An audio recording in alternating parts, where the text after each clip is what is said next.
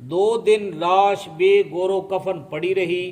2 دن. 2 دن. حضرت عثمان خلیفۃ المسلمین، خلیفہ نہیں، کئی ملک کا بادشاہ، نہیں ایک ہی ملک کا، کئی ملک کا بادشاہ. 2 دن، اچھا 2 دن کفن بغیر نہیں، لاش مبارک.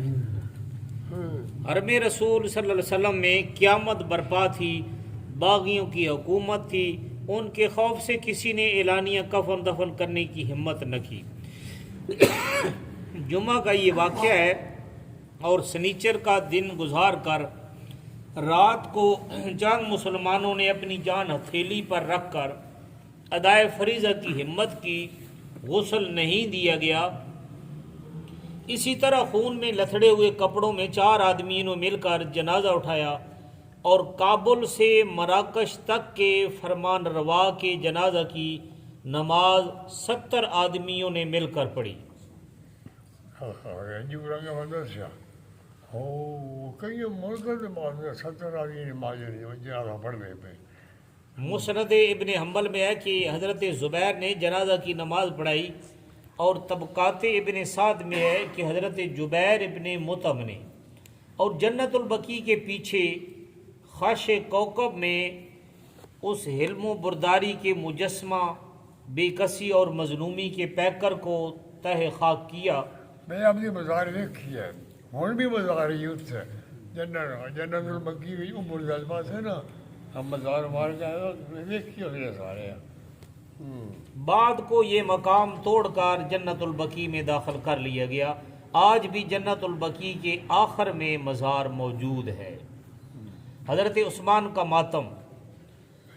صحابہ اکرام اور عام مسلمانوں میں سے کوئی بھی اس سانح عظمی کے سننے کے لیے تیار نہ تھا، اور کسی کو یہ وہم و گمان بھی نہ تھا کہ یہ باغی اس حد تک جرأت کریں گے. اس لیے جس نے اس کو سنا انگشت بدندہ رہ گیا. جو لوگ حضرت عثمان کی حکومت کے کسی قدر شاکی تھے، انہوں نے بھی اس بے کسی اور مظلومی کی موت پر آنسو بہائے. تمام لوگوں پر سناٹا چھا گیا. خود باغی بھی اب مالکار کو سوچ کر اپنی حرکت پر نادم تھے. بس تھوڑا جائے جی. متحدہ اسلام سنی شیعہ خارجی عثمانی 4 حصوں میں بٹ جانے کو تیار ہو گئے، اور وہ تفرقہ پڑا جو قیامت تک کے لیے قائم رہ گیا. ہوں بھی وہی ہے، وہی لگا ہوتا، وہ اس شیعے پیدا ہوئے. حضرت علی المرتضیٰ مسجد سے خانہ عثمان کی طرف آ رہے تھے کہ شہادت کی آواز نے مبارک کانوں کو کھٹکھٹایا.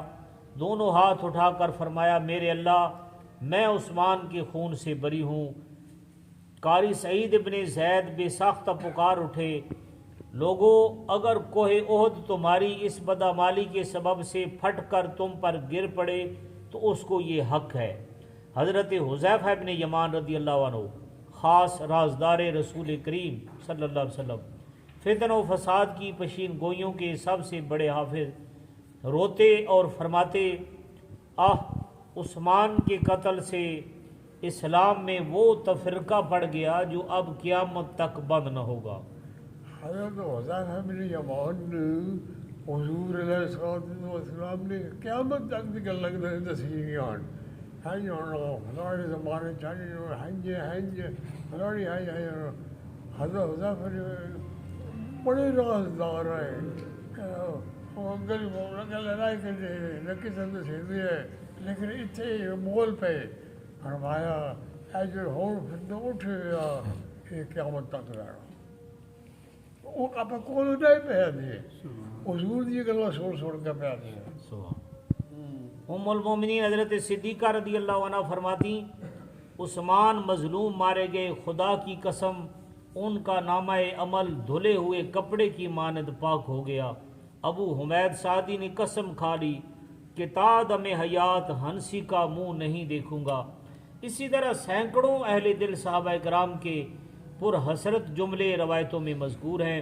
حضرت عثمان کا وہ کرتا جو خون سے لتھڑا ہوا تھا اور نیزے کی چوکوں سے چھلنی بنا ہوا تھا، اور حضرت نائلہ زوجہ عثمان کی کٹی ہوئی انگلیاں امیر معاویہ والی شام کے پاس لائی گئیں، کرتا مجمع عام میں کھولا گیا اور انگلیاں لٹکائی گئیں۔ انگلی کٹی اور اس خون مظلوم کے حسرتناک نظارے نے شام کے کونے کونے میں ماتم برپا کر دیا۔ گھر گھر میں قیامت نما کوہرام مچا ہوا تھا اور گلی کوچے واویلا کے شور و غل سے گونج رہے تھے۔